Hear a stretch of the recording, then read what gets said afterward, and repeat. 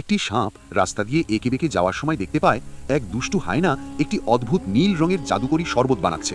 শরবতটির ভেতর দিয়ে ভয়ঙ্কর এক আলো বের হচ্ছিল। হায়নার উদ্দেশ্য ছিল এই জাদুর শরবত দিয়ে জঙ্গলের কোনো নিরীহ প্রাণীকে দানব বানিয়ে নিজের চাকর বানিয়ে রাখবে।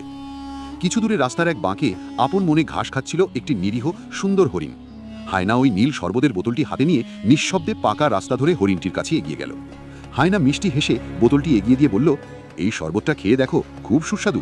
কিন্তু হরিণটি খুব ভয় পেয়ে গেল। সে কিছুতেই ওই অদ্ভুত শরবত খেতে চাইল না, ভয়ে পেছনের দিকে সরে যেতে লাগলো। হরিণ বলল, না না, আমি এসব অচেনা জিনিস খাবো না। হায়না তখন ফোন দিয়ে আটল। সে খাটো খেজুর গাছের নিচে দাঁড়িয়ে হরিণকে বুঝিয়ে বলতে লাগলো, আরে বোকা, এটা জাদুর শরবত। এটা খেলে তুমি বাতাসের চেয়েও জোরে দৌড়াতে পারবে। তখন কোনো বাঘ সিংহ তোমাকে আর ধরতে পারবে না। বাঘের হাত থেকে বাঁচার আশায় সরল হরিণটি হায়নার মিথ্যে কথায় বিশ্বাস করল। সে রাজি হয়ে জাদুকরী শরবতটি পান করে ফেলল। কিন্তু শরবত পেটে যেতেই শুরু হলো সর্বনাশ। মুহূর্তের মধ্যেই হরিণের শরীর এক ভয়ঙ্কর কালো জাদুর আলোয় ঠেকে গেল। তার সুন্দর শরীর বিকৃত হয়ে বিশাল হতে শুরু করল। নিরীহ হরিণটি চোখের পলকে রূপান্তরিত হলো এক বিশাল ভয়ঙ্কর দানবীয় বাঘে। সে রাস্তার উপর দাঁড়িয়ে